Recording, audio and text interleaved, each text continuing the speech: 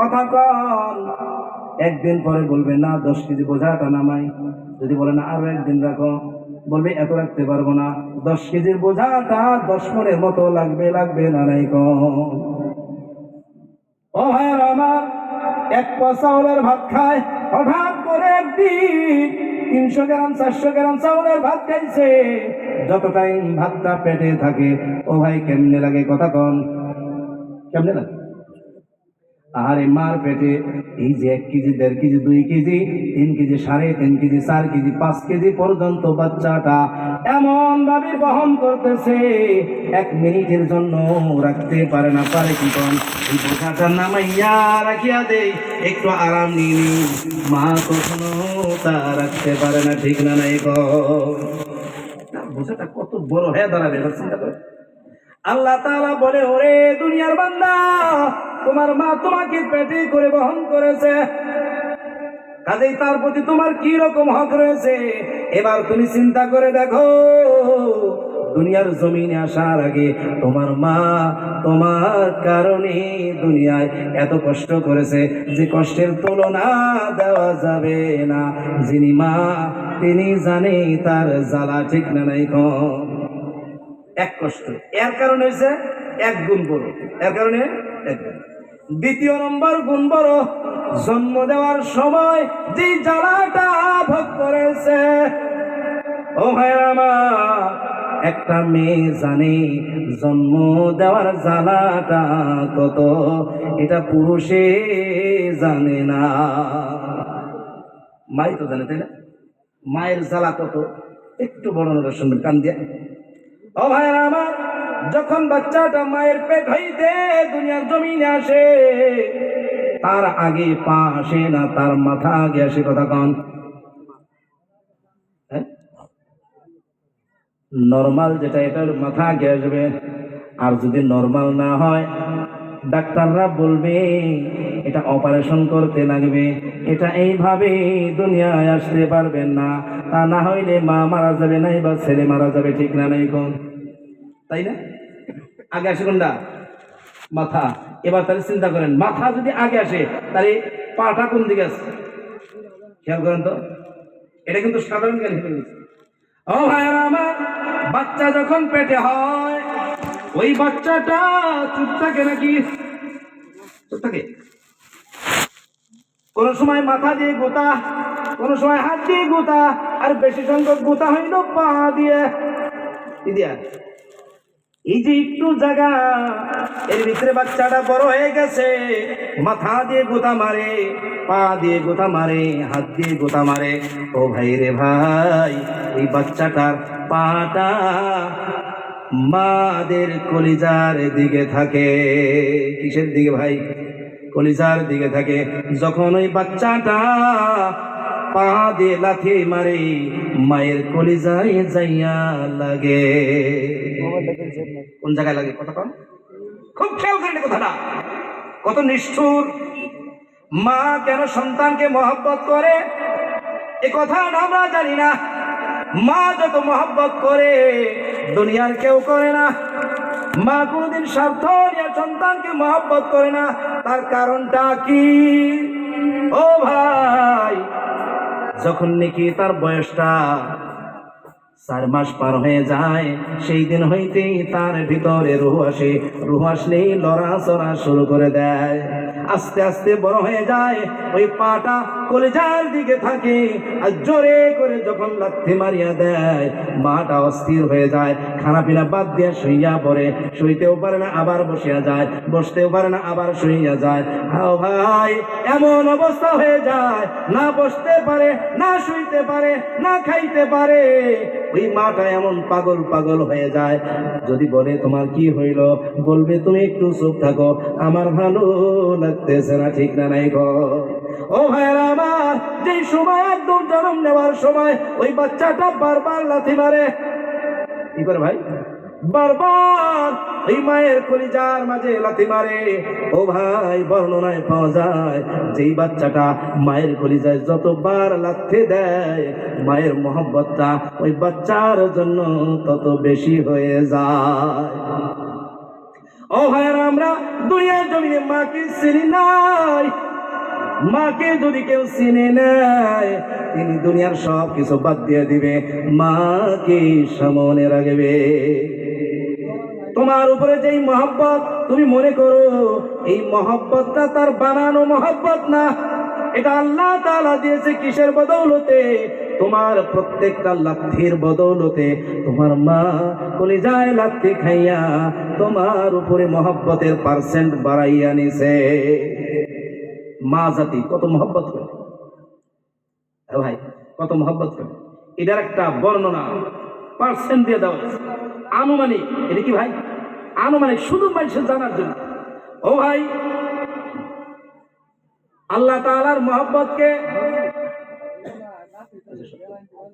আল্লাহ তাআলার মহব্বতকে 100 ভাগ করিয়া 1 ভাগ দুনিয়ার জমিনে বাড়াইছে। কয় ভাগ ভাই? এটা শুধু কিন্তু মেসালের জন্য। আল্লাহ তাআলার মহব্বত ভাগ করে এরকম ভাবে বোঝানো যাবে না, তার কারণ আল্লাহ তাআলার মহব্বতের কোনো সীমা নাই। আল্লাহ তাআলা কত মহব্বত করে, এর সীমা আজও অবধি কোনো কিতাবে কোনো জায়গায় পাওয়া যায় না। আল্লাহ তাআলা রহমান, এইটুকুই শুধু পাওয়া যায়। আর রহমান শব্দটা ইসমে মুবালাগার শব্দ, এটা কোনো ইসমে ফাইল না, মুবালাগা। আল্লাহ তাআলার ভিতরে তার মানে রহমত যত থাকতে পারে, মহব্বত যত থাকতে পারে, সব আল্লাহর কাছে আছে, বাকি কারো কাছে। তবু মিসাল দিয়ে বোঝাইছে আল্লাহ তাআলার রহমত, আল্লাহ তাআলার মহব্বত 100 ভাগ করিয়া 1 ভাগ দুনিয়ার জমিনে বাড়াইছে। ওই 1 ভাগ কি আবার 100 ভাগ করেছে। কয়শো ভাগ? তার 50টা ভাগ আখিরি জামানার রাসূল মুহাম্মদুর রাসূলুল্লাহ সাল্লাল্লাহু আলাইহি ওয়াসাল্লামকে দিয়েছে। সুবহানাল্লাহ। আর যে 50 ভাগ রয়েছে, এই 50 ভাগের ভিতর থেকে 18 ভাগ মাকে দিয়েছে, মা জাতিকে দিয়েছে। কাকে দিয়েছে ভাই? মা জাতিকে দিয়েছে। আর 32 ভাগ দুনিয়ার সবাইকে দিয়েছে। এবার কোন মার জন্য তারিখ কত? 18 ভাগ। কত ভাগ? ও ভাই, শুধু মানুষ মা না, গরুও মা, কুত্তাও মা, বিড়াইও মা, মাছও মা, সবাই মা। মানা নাই। আমরা মনে মনে ভাবি এই মানুষ মাই বান সবচেয়ে বেশি বান তার বাচ্চারে মহব্বত করেন না ভাই। দেখবেন এই যে কুকরা যে বাচ্চা দেয় না, এখন সিলে যখন বাচ্চা নেয় তখন কি করে কথা কন? সিলকে ধরার জন্য উড়াল দিয়া তার বাচ্চা আনতে যায় না নাই কন? কিরকম মহব্বত কন! অথচ একটু বড় হওয়ার পরে আবার ভাগায় দেয়। যতদিন বাচ্চা আছে ততদিন এত আদর। ও ভাই, বিলবাওয়ারের ভিতরে দেখবেন কাকড়া পড়ে থাকে, মরা কাকড়া থাকে না নাই? দেখবেন ওটা খোসা নাই, খালি কি আছে? ওই মানে হাত পা গুলা আছে, বাকি যারা আসল খোসা ওটা নাই। ওটা কই গেল?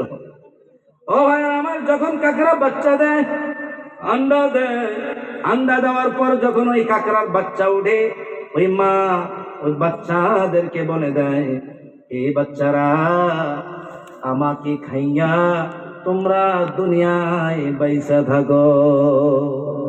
এই যে বাচ্চা কি করে? ওই মায়ের খোসাগুলা খুঁটে খায়া ওরা ওই জায়গায় বড় হয়। ওই জায়গায় কি হয়? বড় হয়। আর ওই কাকড়া বড় হওয়ার পরে তারা তারপরে তারা মা বাচ্চার জন্য জীবন দিয়ে দিয়েছে, তাকে নিজের খোরাক বানিয়ে দিয়েছে, বাচ্চার জন্য খোরাক বনে গেছে। এই যে মা কেন তো মহব্বত করে, শুধু একটাই, ওটা হইল যার। যেমন নাকি মানুষের বাচ্চা মানুষের মার পেটে থাকার পর যে লাথি গুলো মারে, প্রতিটা লাথির মাঝে মহব্বত বাইরা যায়। আর আমরা ওই মহব্বতটা বুঝতে পারি না। আমাদের বাড়িতে গৃহমন্ত্রী আসার সাথে সাথে ওই মহব্বত থেকে ভুলে যায়। এরা হলো নিমক হারাম সন্তান। ও ভাইয়েরা আমার, আর একটা দরজা, এটা হলো 2 নম্বর দরজা। 3 নম্বর দরজা, এই বাচ্চাটা জন্ম নেওয়ার পরে বাচ্চাটা মায়ের বুক থেকে তারা হার নেয় মায়ের বুক থেকে আহার নেয়। মায়ের বুকের আহার খায়া উনি পেশাব করে, পায়খানা করে, ওটাও মা সাফা করে। আর এটার বর্ণনা কতদিনের দিছে? 2 বছর। কতদিনের? আল্লাহ তাআলা বলেছেন ওয়াফিসালুহু ফি আমাইন। 2 বছর। কত বছর? জন্ম নেওয়ার পরের থেকে 2 বছর মা তাকে দুগ্ধ পান করাইছে, এই জন্য 3 গুণ বড়। কয় গুণ বড় কথা কখন? ও ভাই আমার, এবার বাবা কয় গুণ বড়? 1 গুণ। কিন্তু যে 1 গুণ রয়েছে, সমস্ত গুণকে বাবা নিয়েছে। ওই মার ভরণ পোষণ, ওই মার সব কিছু কে দেয় কথা কম? কেন দেয়? ও ভাই, ওই সন্তানের কারণে বাবা কয়লা খনির ভিতরে কয়লা গাড়ে নাই গন, প্রতিটা দিন মাথার গাম পায়ে ভালাইয়া কঠোর পরিশ্রম কইরা সন্তানকেও দেয়, সাথে সাথে সন্তানের মাকেও দেয়। 3 নম্বর হইল, প্রতিটা বাবা সন্তান জন্ম দেওয়ার আগে মাকে চয়েস করে না নাই কোন আমার সন্তানের মাটা কেমন হবে, ওটা বাবা তালাশ করিয়া বাইর করে। মিশা কইছ না, হাসা কথা কন। বাবা তালাশ করে শুধু সন্তানের কারণে, যে সন্তান এমন মায়ের সন্তান হওয়া লাগবে যে মাটার ভিতরে কোন ধরনের কি নাই, খোঁজ নাই।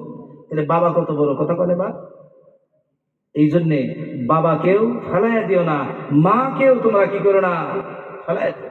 ও ভাই, কেউ বলে না মা হইল জান্নাত। ও ভাই, মা তো জান্নাত যাওয়া ঠিকই, বাবা কি? বাবা হইল জান্নাতের দরওয়াজা। এবার যাবা কোন জায়গায়? আগে দরজার সামনে যাবা না জান্নাতের ভিতরে আগে যাবা? মানে দরজা যদি না খুলে জান্নাতের মূল্য কি আসবে? শূন্য। জান্নাতের মূল্য। ও ভাইরা আমার, এই কারণে বাবাকে চিনতে লাগবে। বাবাকে 50 বছরে কেন চেনা যায়? দেখেন, এই কথাটা কয়ে আমি শেষ করি, যারা আকলমান তারা বুঝবে। মা তো ছোট্টবেলায় খুব বাচ্চারা আপন। যেদিন 17-18 বছর বয়স হয়েছে, হঠাৎ করে এক মেয়ের কেলেঙ্কারিতে পড়ছে। পড়ার পরে বাবু আছে, মাও আছে। পড়ার পরে এবার আর ওই ছেলেকে জামিনে দেয় না, কার হাতে? মার হাতে। দেখি কেউ দিব? মা হাজার চিল্লাইলে দিব। বাবা থাকতে মা গার্জিয়ান বন্ধ পারবো না, তখন কেন লাগবে? বাবা লাগবে নাই? মা আছে, বাবা নাই। বাবার ভাই আছে, বাবার বাবা আছে। এবার কোন সামাজিক কোন কামের জন্য মাকে মানবে? কথা কয় না? চাচা কে লাগবে, দাদা কে লাগবে, বড় ভাই কে লাগবে, মাকে পাবে না। যখন বাবা নাই মা আছে, দেখবেন এই সন্তানটা ভালো একটা মেয়ে তালাশ করে পাবে না। সহজে দেব না, বাবা নাই। এর কি নাই? বাবা নাই। বাবা নাই, মা আছে, সাথে সাথে চাচা আছে। চাচারা তার বিষমবাড়ি করবে। এবার চিন্তা করেন, মার কথা শুনবে? কথা কয় না, শুনবো? লোকে শুনবো? চাচারা দেখতে পারে না, এর মা যত ভালোই হোক না কেন, এর ভিতরে ভেজাল আছে। ও ভাই, সেদিন পড়বে বাবার কথা মনে। বাবা ছাড়া সেই দিন বড় বড় সমস্যার সমাধান হবে না। তখন মনে হবে মা তো শুধু মহব্বতের জন্য, মা মহব্বত ছাড়া কিছু চিনে না, মার মহব্বত ছাড়ার কোনো ক্ষমতা নাই। বাবা না থাকলে দুনিয়া আন্ধার, বাবা না থাকলে দুনিয়ার মাটিগুলো একদম ছোট্ট হয়ে যাবে, বাবা না থাকলে দুনিয়ার জমিনে ঠ্যাং ফালানের জায়গা পাওয়া যাবে না, এমন অবস্থা হইতে পারে। বাবা এত ভারী, যার বাবা ঘরে আছে, যদিও বাবা মরে যায় নাই, বুড়া অবস্থায় আছে, ওই সময় দেখবেন একটা বট গাছের ছায়া মনে হয় আপনার উপরে রয়েছে, ঠিক না নাই? বাড়িতে বাবা আছে, আমার কোনো চিন্তা নাই, আমার সব কিছুর ভেজাল শেষ। এই হলো বাবা। ও ভাইরা আমার, দুনিয়া জমিনে 4টা সম্পর্ক সবচেয়ে প্রথম। যদি সূরা ইউসুফের বর্ণনা পাওয়া যায়, ওর ভিতরে দেখা যাবে 4টা সম্পর্ক দুনিয়ার জমিনে সবচাইতে বড়। এক নম্বর সম্পর্ক হইল মা, 2 নম্বর সম্পর্ক বাবা, 3 নম্বর সম্পর্ক হইল ভাই, 4 নম্বর সম্পর্ক হইল বোন। এই 4টা সম্পর্ক দুনিয়ার জমিনে সর্বপ্রথম আসিয়াছে। আর আল্লাহ তাবারক ওয়া তাআলা এই 4 জনকে সবচাইতে আপন করে দিয়েছে। কোন সুবহানাল্লাহ। কিন্তু আজকাল দেখা যায় আমাদের ভাই ভাইয়ের ভিতরে ভেজাল, ভাই বোনের ভিতরে ভেজাল, বোন বোনের ভিতরে ভেজাল। এই হকটুকু যদি আদায় না হয় জান্নাতের দরজা বন্ধ হয়ে যাবে ভাই। কয়টা সম্পর্ক কথা কন আজ বলে গেলাম কোরআনের ভিতর দিয়া পাওয়া যাবে। এই 4টা বন্ধুত্বের মতো, এই 4টা সম্পর্কের মতো বড় কোনো সম্পর্ক নাই। 1 নম্বর হইল মা, 2 নম্বর হইল বাবা, 3 নম্বর হইল ভাই, 4 নম্বর হইল বোন। দুনিয়ার জমিনে এই 4টা সম্পর্ক সর্বপ্রথম আর সব চাইতে বেশি হকদার এই 4 জন। কথা কন এই 4 জন। এখন বলবেন তাইলে এই যে একটা সম্পর্ক স্বামী আর স্ত্রী, এটা কেমন? আল্লাহ তাআলা বলে দিয়েছে এই সম্পর্কটা সব চাইতে বড়। একটা সম্পর্ক হলো জান্নাতের, আর 2টা সম্পর্ক হলো জান্নাতের, আর 4টা সম্পর্ক হলো দুনিয়া। তাই বড় কোনটা? জান্নাতের সম্পর্ক না দুনিয়ার সম্পর্ক? কথা কন। হ্যাঁ, আর দুনিয়ার শান্তি ওই জান্নাতের যেই সম্পর্ক স্বামী এবং স্ত্রী, এর মাঝেই দুনিয়ার শান্তি রয়েছে। সুবহানাল্লাহ। কথাটা একদম সাধারণভাবে বলে দিলাম, আর বেশি বলতে পারবো না ভাই, একদম রাত অনেক হয়েছে। আমাদের সময় একদম সংকীর্ণ ভাই, 12:21 হয়েছে, আমার 2 ঘন্টা শেষ। আমরা এই যে কইলাম যে 2টা হক, কয়টা হক পেয়েছি ভাই?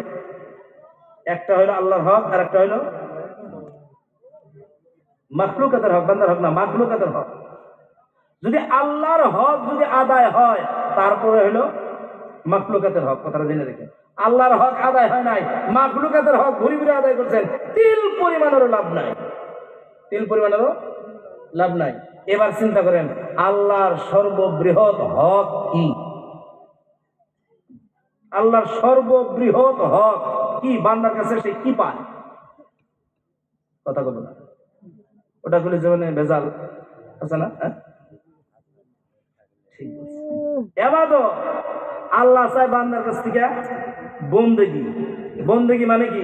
গোলাম একটারে কিনছি, ও গোলামের যা কোনো তাই শোনাল। যদি বলি বসে থাক, তোর মাথার চুল চাইছে দেবো, আর ওই চুল মাথার উপরে মোমবাতি লাগায় আর ধুয়ে দেবো, ওই মোমবাতির পরে আমার বাচ্চা পড়বো, নড়াচড়া করে পারবে না, গোলাম তাই করবো। গোলাম কি করে লাগবো? একদম নড়াচড়া করতে পারবো না। যদি বলে সারাদিন কাম করবি, কাম করে এসে যে কয়টা পাবি ওই কয়টা আমার কাছে এনে জোনা দিবি, ওই বান্দায় কি ওই গোলামে সামান্য সুচারা করতে পারবো? তাহলে ওর দেহার কোনো মূল্য নাই, ওর কাছে কোনো মূল্য নাই। সব কার যিনি মালিক কিনে নিছে তা, উনি যা বলবো তাই করবো। এর কয় বন্দিগি, এর কয় বন্দিগি। আল্লাহ তাআলা যেভাবে কইছে ওইভাবেই বান্দা কি করা লাগবো? কাম করবো। আর বন্দিগির সব চাইতে বড় বন্দিগি কাকে বলে? একটা কথা জানাবেন, হাদিসটা আল্লাহ রাসূল বলছেন, যেই এলাকার ভিতরে মসজিদ আছে, কি আছে ভাই? মসজিদ আছে, ওই মসজিদের ভিতরে জামাতের সাথে নামাজ আদায় করা, জামাতের সাথে নামাজ আদায় করা বন্দিগির সব চাইতে উচ্চতম দরজা। বন্দিগির সবচেয়ে উচ্চতম দরজায়, এর চাইতে বড় বন্দিগির কোনো কি নাই, নমুনা পৃথিবীতে নাই। আর এটাই রহমতের জন্য উছিলা, আল্লাহ তাআলার রহমতের জন্য উছিলা কি? মসজিদের ভিতরে জামাতের সাথে, ভাই কেউ যাবেন না, মসজিদের ভিতরে জামাতের সাথে নামাজ আদায় করা, নামাজ আদায় করা। ওই মসজিদের মুক্তাদির ইমাম যেরকম হবো, আল্লাহ তাআলার রহমত সেইভাবে ওই মসজিদের মুক্তাদির উপরে পড়বো। আর মসজিদের মুক্তাদির উপরে যেইভাবে রহমত করবো, ওই দেশে তত উন্নতি রহমত যা কিছু লাগে ওর উপরে ভিত্তি করে পড়বো। এবার চিন্তা করেন, তাইলে পরে আমাদের বন্দিগির সবচাইতে উচ্চতম জায়গা, সবচাইতে মূল্যবান জায়গা কোনটা? মসজিদ না? নাই? যে এলাকায় মসজিদ নাই ওই এলাকায় আল্লাহর রহমত নাই। যে এলাকায় মসজিদ নাই এই এলাকায় আল্লাহর রহমত নাই। আর যে এলাকায় মসজিদ আছে, মসজিদের ভিতরে জামাত নাই, ওর ভিতরে আরো নাই। বুঝলেন নাই? মসজিদ আছে কিন্তু মসজিদের কি নাই? মুক্তাদি নাই। মসজিদের ভিতরে আল্লাহর ইবাদত করেনা কই নাই, তাইলে মনে করেন যে ওই এলাকা আরো বেজা, কারণ মসজিদেও বদ্ধ। কিসে বদ্ধ করবো? মসজিদেও বদ্ধ করবো। তাহলে মসজিদটা কেমন লাগবো? সূরা নূরের ভিতরে আল্লাহ তাআলা মসজিদ সম্পর্কে এমন বলেছেন যে সব চাইতে বেশি সৌন্দর্যময়, সব চাইতে বেশি উঁচা মসজিদ হলো। কি হলো ভাই? মানুষের ঘর বাড়ি যদি মসজিদ চাইতে বেশি ভালো, মনে করবেন ওই এলাকার মানুষের ঈমানের ভেজাল রয়েছে। আর যদি ঘর বাড়ি হইতে মসজিদের আকার আকৃতি, মসজিদের উচ্চতা, মসজিদের শান ও শৌকত যদি বেশি আছে, ওটা ঈমানের পরিচয়। কোন এলাকায় যাওয়ার পরে যদি কোনো ব্যক্তি দেখলো মসজিদ ভালো না, ঘর বাড়ি ভালো, তাইলে এক বাক্যে বলে দিতে পারবেন এই জায়গার লোকগুলো ঈমানদারিতে নাই। আর যদি দেখা গেল মসজিদও ভালো, আজান হওয়ার সঙ্গে সঙ্গে ওই মসজিদের ভিতরে লোকগুলা ভর্তি, তাইলে বোঝা যাবে ওই এলাকার লোকগুলা ঈমানদার। লোকগুলা ঈমানদার। আল্লাহ রাসূল বলে দিয়েছে যে ব্যক্তিটা মসজিদে বেশি বেশি আসা যাওয়া করে, কোন জায়গায়? মসজিদের ভিতরে বেশি আসা যাওয়া করে, ওই ব্যক্তিটাকে তোমরা ঈমানদার বইলা সাক্ষী দিতে পারো। তার কথাটা আল্লাহ রাসূলের কথা। যার অন্তরটা মসজিদের সাথে লগ্ন রয়েছে, যার অন্তরটা মসজিদের সাথে লাগা রয়েছে, ওই ব্যক্তিটা আল্লাহর আরশের ছায়া তলে জায়গা পাবে। কোন জায়গায়? 7 শ্রেণীর মানুষ আল্লাহর আরশের নিচে জায়গা পাবো। একটা বলছিলাম কি, ওই জোয়ান, যিনি জোয়ানের থেকে ইবাদত করে, জোয়ানের দিকেই ইবাদত করে, উনি আল্লাহর আরশের ছায়া তলে জায়গা পাবো। আর যার দিলটা মসজিদের সাথে লাগানো, মসজিদের সাথে লাগানো মানে কি? যেই জায়গায় যায় সেই জায়গায় বলে মসজিদ, যেই জায়গায় যাবে তালাশ করবে মসজিদ। গুয়াহাটি যাব, নামাজটা কোন জায়গায় পড়বো? পড়াবাড়ি মসজিদে পড়বো, হাজিগাঁও মসজিদে পড়বে, বাড়ির থেকে। সত্যি না নাই? আজান হওয়ার আগে আগে তার ধান্দা হইল মসজিদ কোথায় আছে, মসজিদ কোথায় আছে জানবে না, লোককে বলবে ও ভাই এই জায়গায় মসজিদ কোথায়, বলবো না নাই? আছে না? তার মানে তার দিলটা কোন কার সাথে লাগা? মসজিদের সাথে। আল্লাহ রাসূল সাল্লাল্লাহু আলাইহি ওয়াসাল্লাম সফর হইতে ফেরার পর সর্বপ্রথম মসজিদে যাইতো। সুবহানাল্লাহ কোন? সাহাবারাও সফর থেকে ঘোরার পর সর্বপ্রথম বাড়িতে যাওয়ার আগে মসজিদে যাইতো, তারপর বাড়ি। আর আমাদের উল্টা, আগে বাড়ি তারপরে দেখা যাবে মসজিদে যাওয়া যাবে না। ও ভাই আমার, মসজিদের সাথে যিনি লাগা আছে এক বাক্যে যাই না নেন, মসজিদ সুপারিশ করবে জান্নাতে যাওয়ার জন্য। সুবহানাল্লাহ। যে হাদিসটা লম্বা হাদিস ছিল, হাদিস বলার সময় নাই। ওই জায়গার ভিতরে আছে যে মসজিদ আল্লাহর কাছে 2টা দরখাস্ত করো। কয়টা ভাই? কয়টা কথা কন? 2টা। 1 নম্বর দরখাস্ত আল্লাহ গো, যেই ব্যক্তি আমাকে আবাদ করেছে, আমাকে মহব্বত করেছে, ওই ব্যক্তিটাকে জান্নাতের ফয়সালা করো। আল্লাহ তাআলা বলবে তোমার দরখাস্ত কবুল করলাম, এবার ধ্বংস করো। মসজিদ বলবে আরেকটা দরখাস্ত আছে তারপরে। কি দরখাস্ত? যেই ব্যক্তিটা আমার সঙ্গে মহব্বত রাখতো না, আমাকে আবাদ করতো না, আমার মাঝে আসতো না, তোমার বন্দেগী করতো না, এই ব্যক্তিটাকে জাহান্নামের ফয়সালা করে দাও। আল্লাহ তাআলা বলবে মসজিদ ওটাও কবুল করলাম, এবার ধ্বংস হয়ে যাও। মসজিদ ধ্বংস হয়ে যাবে। কত কঠিন কথা বলতে দেখি।